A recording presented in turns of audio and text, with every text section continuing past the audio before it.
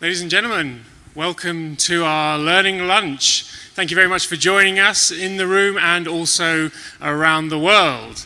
I'm very excited to bring this important session with Mike Erickson, CEO and founder of AFMS, Global Carrier Pricing Experts.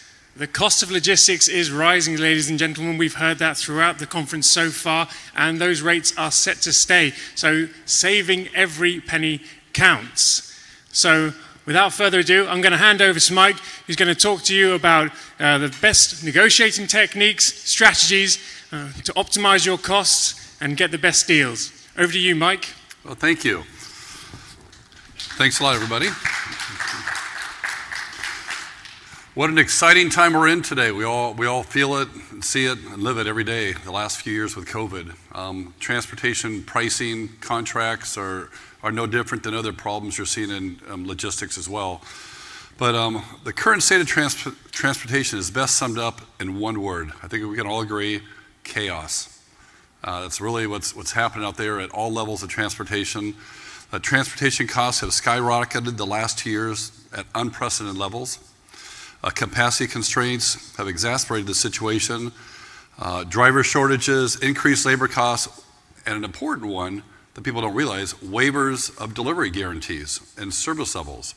Almost all the carriers have waived their service levels, so you're not getting the reliability you used to get, besides all the other problems. More looming rate increases. FedEx and UPS just a week or two ago just announced new rates for 22. No surprise, some of the biggest rate increases in the history of parcel deliveries are going into effect in January.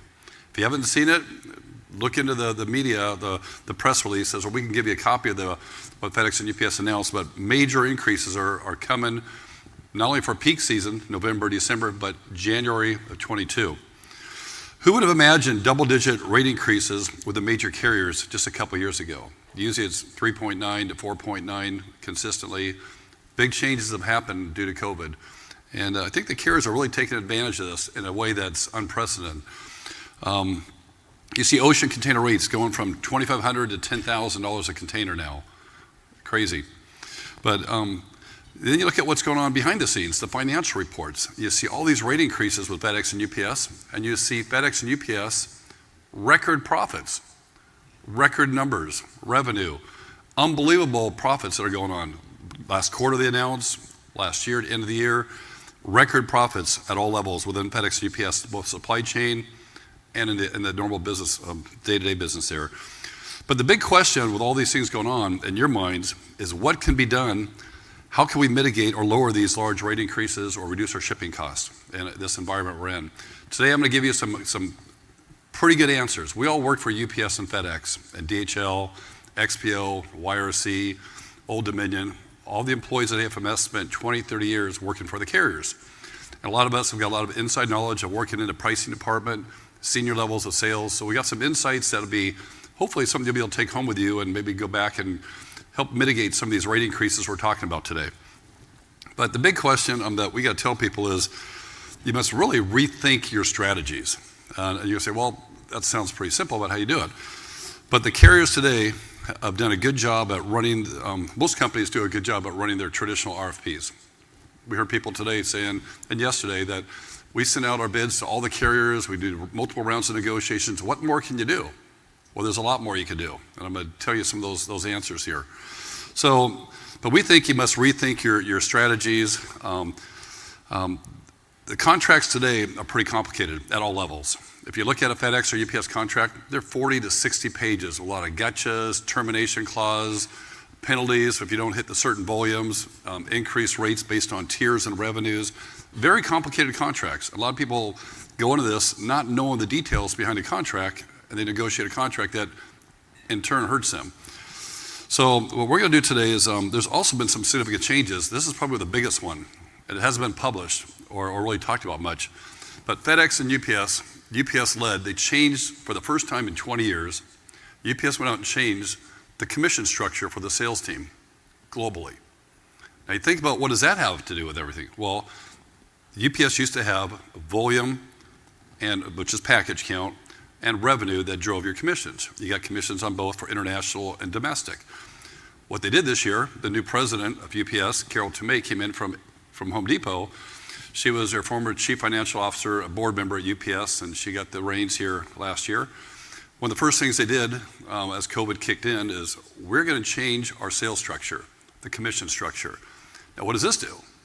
It puts you in a worse situation because they're raising your rates, and now the commission structures are based on margins. Margins. I'm sorry about that. Turn this off here. So the margins, profits, is what driving commissions. 1/3 of a UPS or FedEx sales commission is built around your commissions. Pretty big number for a sales rep. So they're going to be fighting harder now to combat you going back and saying, hey, I need better discounts, because they know if they give it to you and their margins drop, they're not going to get their commissions.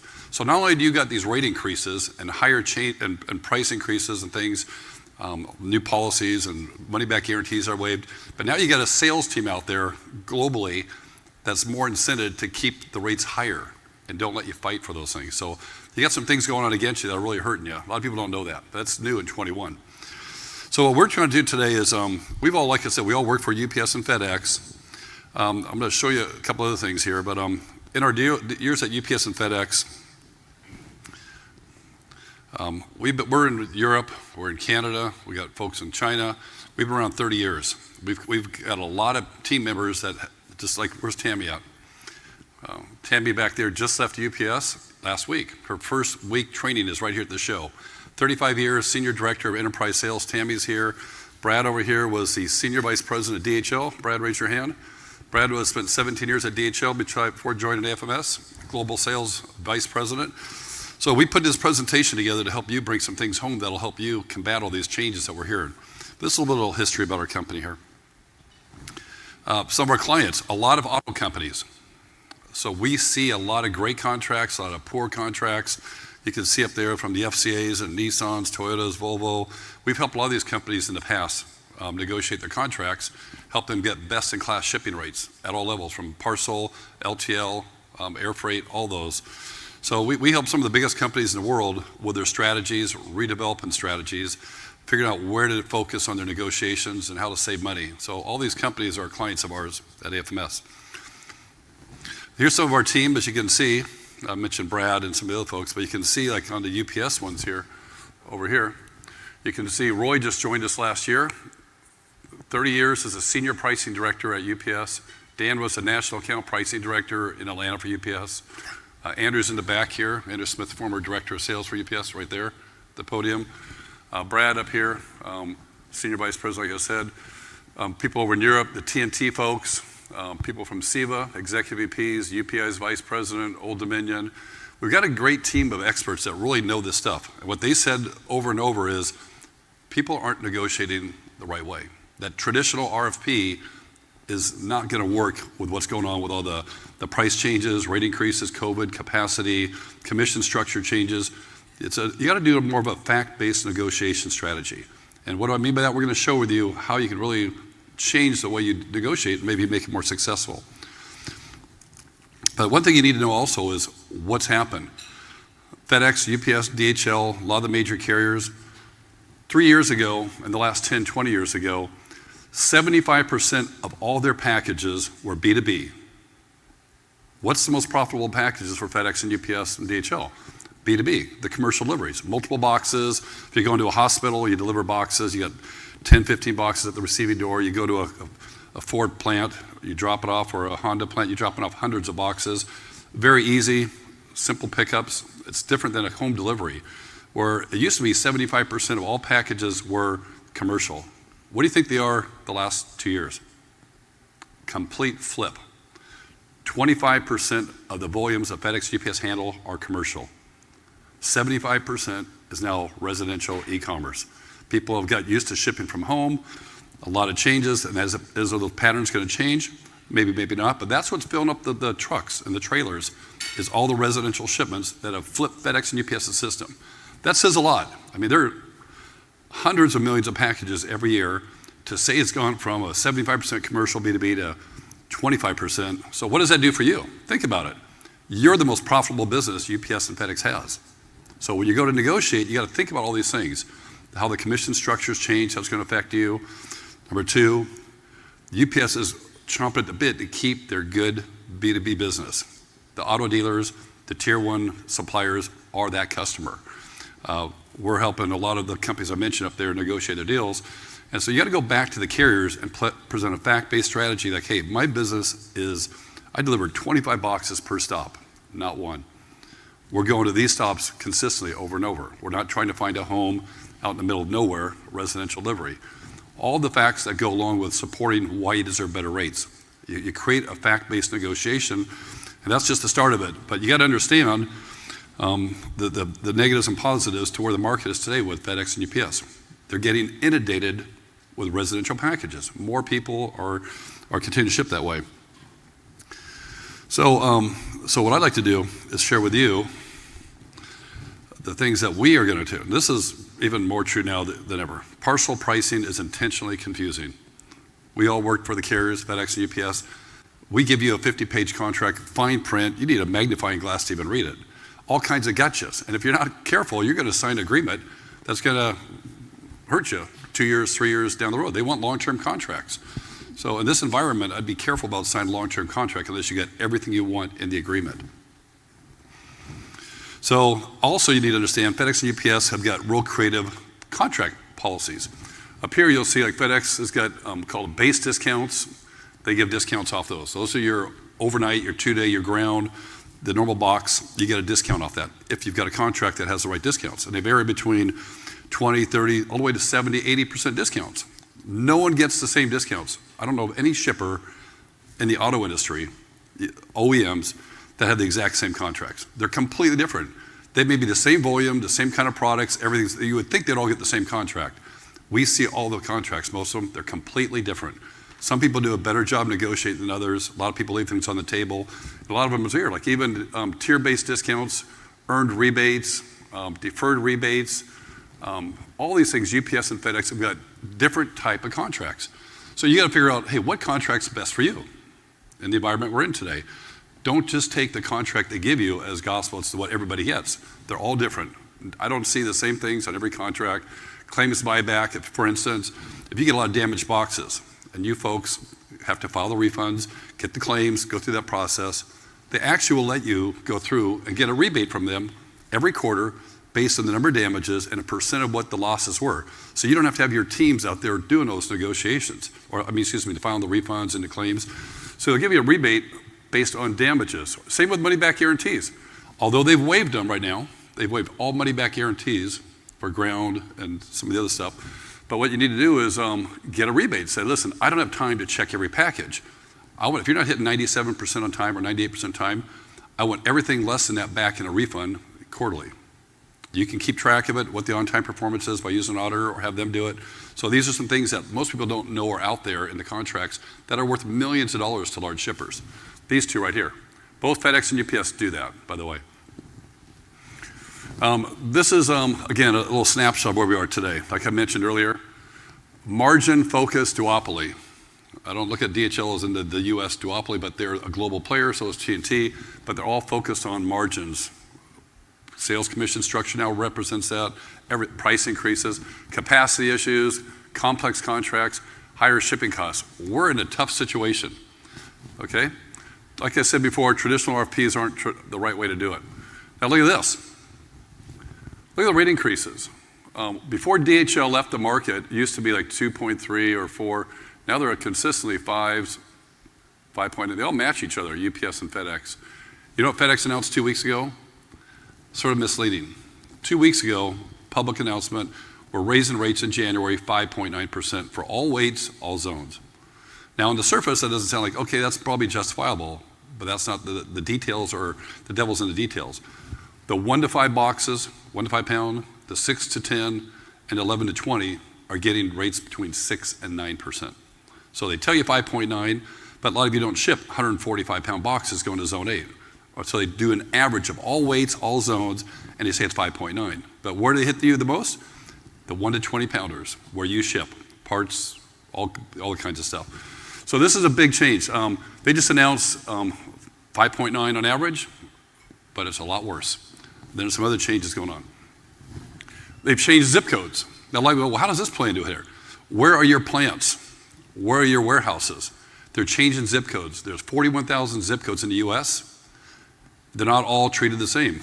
An example here, there are 24,000 zip codes in the US by UPS and FedEx that if you're going to a commercial residential and it's 24,000 of the 41, if you go to that, they're saying those zip codes, even just outside of New York, outside of LA County, you think not too far. This is not South Dakota or eastern Montana. This is right in around major cities. If you're going to certain zip codes, and you can get the zip codes from the carriers, they're now going to charge you new $430 and $310 for commercial on top of what your normal base charge is. So if you're paying $875 for a ground package, you're now going to be paying $310 for every box going to 24,000 zip codes in the US. The good thing is, this is negotiable. You don't have to pay that. A lot of people don't know that. When we represent a lot of the auto companies, I'm getting great discounts off that, so you don't have to pay, maybe pay 50 cents. But a lot of people don't know that. So you got to know what you should negotiate. That's a huge deal right there. So then they got 8,000 zip codes that are more remote, and they're doubling the price. So if you are shipping to Montana and Idaho and parts of Kansas, now they're charging you $590 and $370 for those zip codes. So they only leaves you 9,000 zip codes, they don't penalize you. That's maybe downtown New York, downtown Cincinnati, downtown Detroit. So only 9,000 zip codes of the 41 don't get an extra charge. This is for FedEx and UPS everywhere in the United States. Interesting. Okay, here's some changes that have happened this year. A lot of people don't know this here. And if you're in the auto industry, you guys should pay attention to this. If you're in charge of or involved with the pricing, look over here to your right. In the last 5 years, look at these increases. They've been sneaking up on everybody. 20% a year, 15%, 30%. These are accessorials, not base rates. These are on top of your base rates with UPS and FedEx. I talked about the DAS charges here. Those are those things right there. Here's the fun ones. Scary, actually. Look at these increases. 142%, 7%, 142%. If you're in the auto industry and you ship a little bit of a fender, a hood, or a windshield, or a bumper, or a muffler component, or anything that's even larger than, even a golf bag for that matter, you ship, in the old days, 3 or 4 years ago, you didn't get this overmax charge. The carriers have rolled out this new charge, and now it's right here, large package surcharge. It's called like a non-conveyable. So when we work with Honda and some of the other auto companies, you see all these, what they call ugly freight. They're now dinging you a lot just to handle that. That's negotiable though. A lot of people don't know that. And they're spending millions every year. So you got to keep an eye on this here. Look at this. 5 years ago, $110. Today, $920. 5 years. This is a chart representing that. UPS is overmax and FedEx's chart. 7 years ago, it was $57. Now it's $920. The last couple of years, 19, 20, 21, huge increases. And the auto industry should pay attention to this because this impacts you probably more than any sector in FedEx and UPS. But the good thing is, this is negotiable. I don't like to see this here. 1,600% increase since 2013. They're telling you we don't want that freight. And if you give it to us, we're going to penalize you.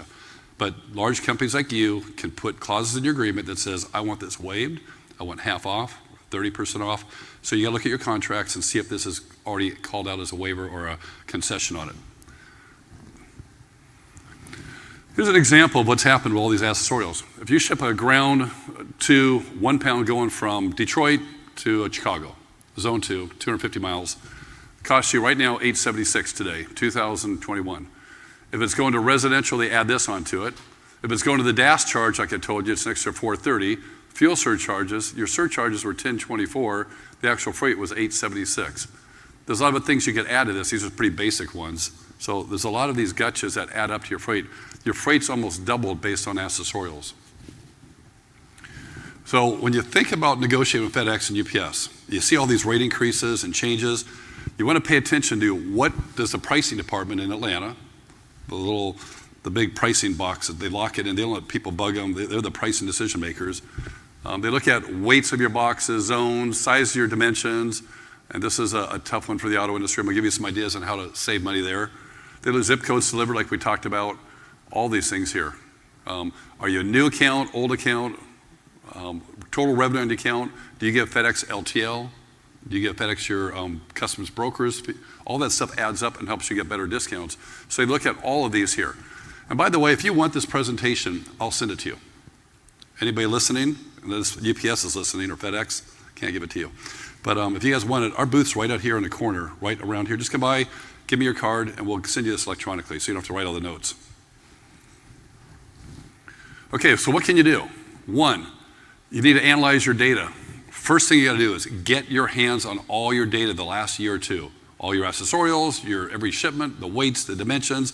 UPS and FedEx store all your data in a data vault, and they give you a login and a password. Whether you ship 10 boxes a day or 10,000 a day, every FedEx and UPS and DHL customer has what we call a billing file. And you can go pull up all your data from all your accounts globally.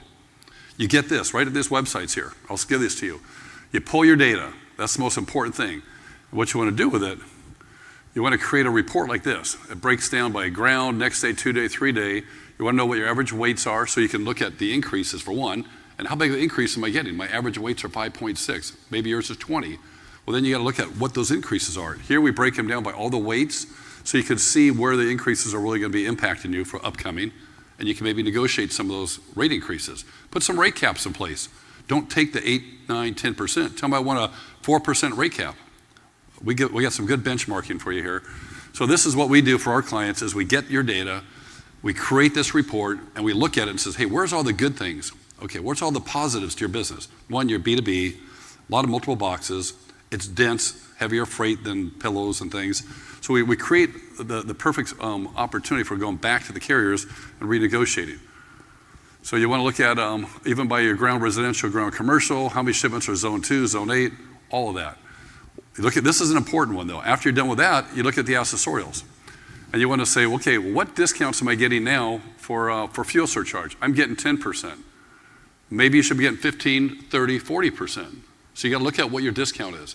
In your contract with FedEx and UPS, they have an entire 20 pages on accessorials.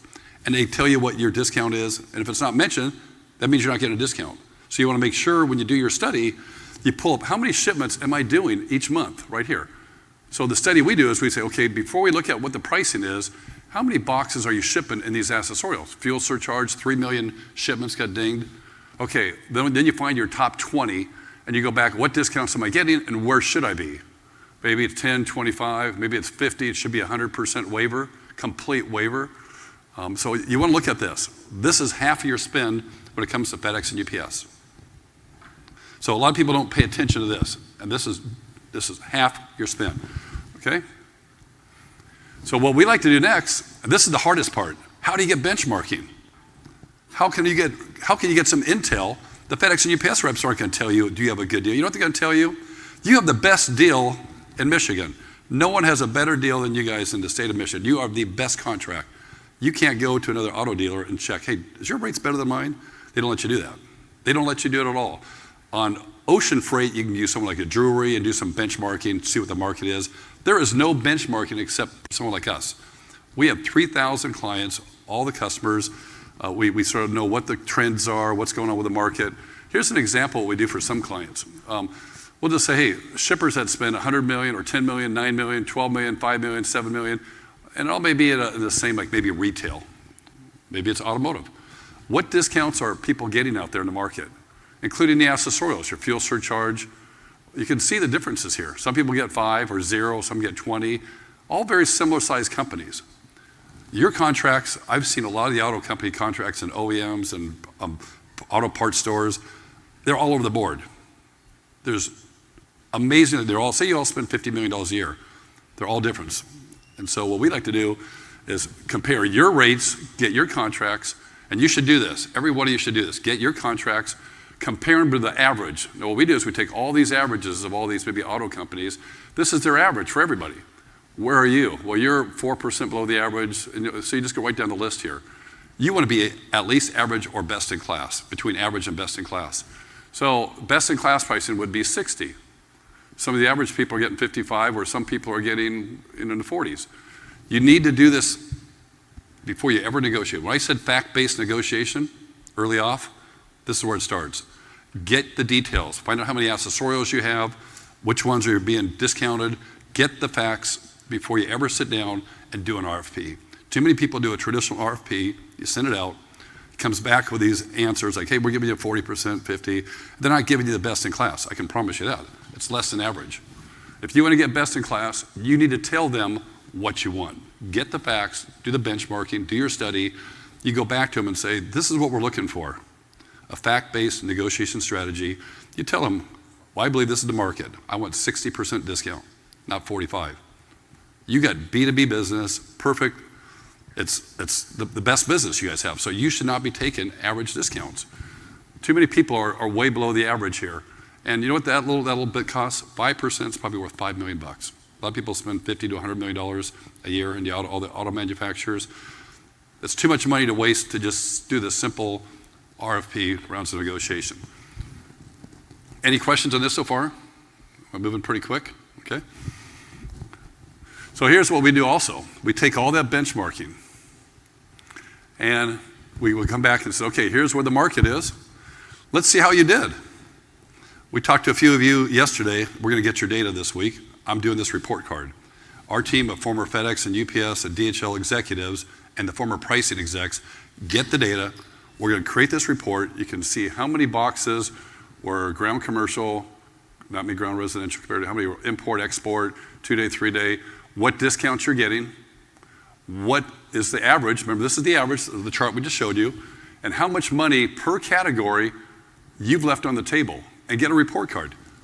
I rarely see an A+, I rarely see an A, I rarely see an A-. I see a lot of B- and Ds.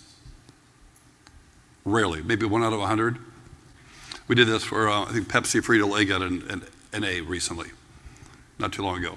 But so we look at a lot of these contracts, and when you get an A, that means there's still 5% opportunity. Think about it. If you're spending $100 million a year in the old school grade method, an A is 95%, or maybe 90% you get your A. Well, that's 5 or 10% opportunity. That's $5 or $10 million. So even A's are not good. You want A pluses on your contracts. It's too important. You need to be at the best in class. We'll tell you exactly what the savings are. So now if you knew there was 6.9 million savings, low-hanging fruit, just to be average, who's going to sit here and do nothing? I guarantee you what you're going to do is you're going to go back and call your rep. You know how they're going to know that they're on a commission plan that protects that margin. But you have to go back to them and say, hey guys, I know my contract's up in 2 years, and every contract with FedEx UPS has a 30-day escape clause for either of you. You can cancel it, change it, so don't think you're stuck forever. A lot of people do addendums, changes all the time. If you've got a long-term contract and you're missing $6-7 million a year, as the owner of that company or the responsible for that P&L, I'd be changing that right away. So, and they're going to say, well, you have no options. Well, you got FedEx, you got UPS, you got DHL, Post Office, regional carriers like OnTrack, and a lot of other carriers. They know, and a lot of people are switching, by the way. But remember one thing, you're the most profitable business FedEx and UPS has. They don't want to lose you. You got to keep that in mind. They'll tell you, oh no, you got good rates, we can't do any better. You're the bread and butter of their profits. A lot of multiple boxes. So you've got the strength to negotiate. You just got to know that. Okay? So some internal improvements. This is what FedEx and UPS are doing internally. I'm going to just skip through this. I'm going to run out of time here. But let's see here. Things, they omit import discounts. They don't give you discounts for Alaska and Hawaii unless you ask for it. They don't never give it to you. You should always ask for these things. So there's a lot of things that you want to ask for, third party collect, a lot of stuff that they never put in your contract that are worth hundreds of thousands or millions. The people overlook this. They've waived money back guarantees, all these things. They take them away. That's worth 3 to 5%. Don't accept that in your contract. Now here's what I'm going to share with you right now. This is for the you need to develop a well-thought-out shipping routing guide policy. If you use multiple carriers like a regional, a FedEx, UPS, or LTL, you got to think thoroughly and make sure your teams follow those rules. Get your contracts, look at whether you're using regionals, national, maybe ground versus your overnight, have better discounts.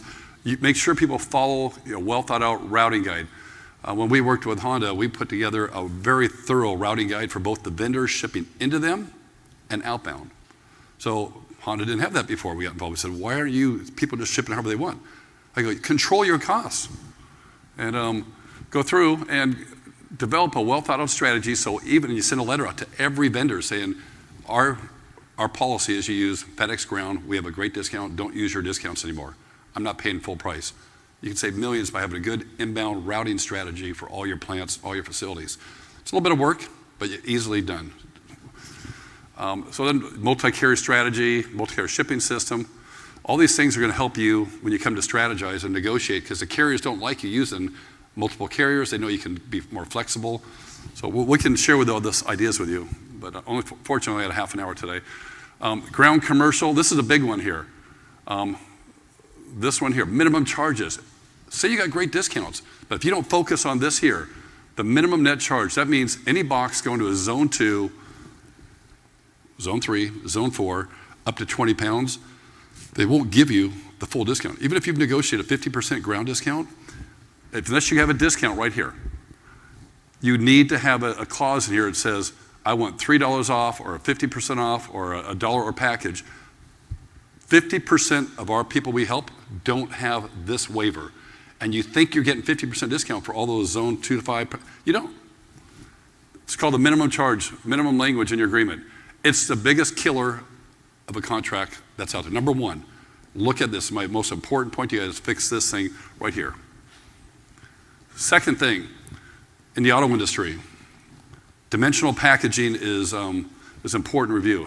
A few years ago, it used to be length times width times height, and it gave you a weight, and that weight would be 5.8 pounds. Even though the box weighs 4 pounds, length with height divided by the 166 is 5.8. Now, they changed it recently, and they moved it to 139. Now, both FedEx and UPS did it on the exact same time. Now, this year, it's 139. So what does that do to you? The lower that number is, the worse it is for you. That same box, 10 times 8 times 12, divided by 139 now versus 166. And by the way, it was 194 a few years ago before that. So it went from 194 to 166 to 139. This is a hidden little rate increase. Look now, a 43% increase over the original weight. That box weighs 4 pounds. You have to round up 7 pounds.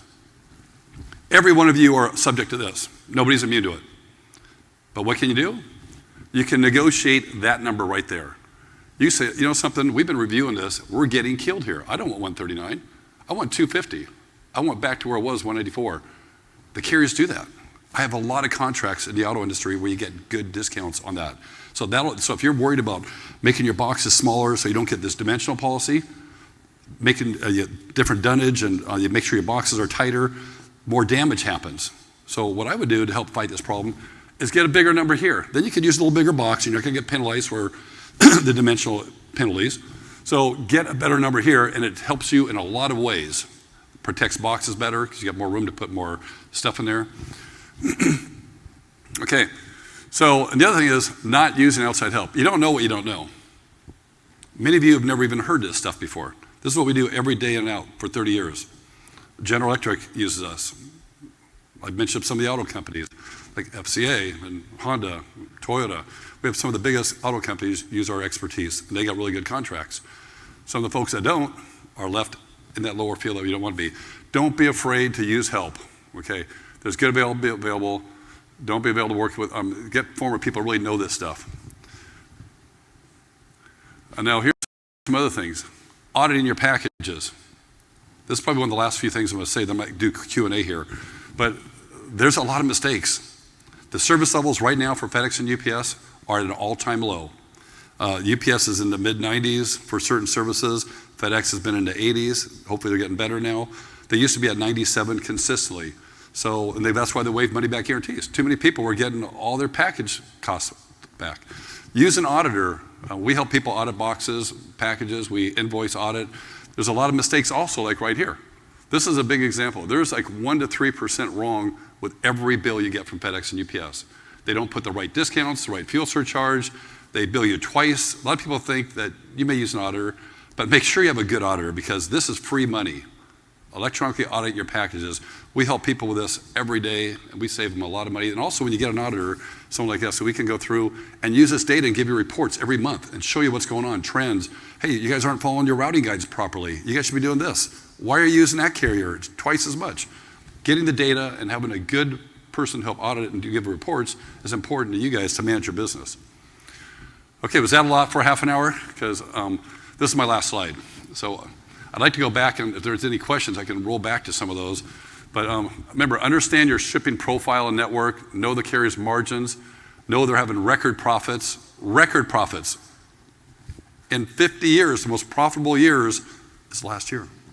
And you guys are getting these rate increases. What's going on here? So why are they doing that? Because they can. Because they have all the volume in the world. They're telling people, we don't want your business, but they're not telling you that. They're telling e-commerce shippers that. When you see in the Wall Street Journal, someone like, hey, this big shipper is being told, we don't want your business. It's not Honda, it's not you, it's not Toyota, it's not Ford. You guys are the bread and butter of FedEx and UPS. Keep that in mind when you negotiate. So my last slide, any questions, answers? First of all, was that helpful for folks? Is that good? Good. I could have used an hour, but I'll talk to the show people next year and we'll maybe get an hour. Absolutely. Well, as you said, the devil is certainly in the detail. That's a lot of information there, fantastic insights and tips and strategies. So thank you very much to Mike. Round of applause for him, please.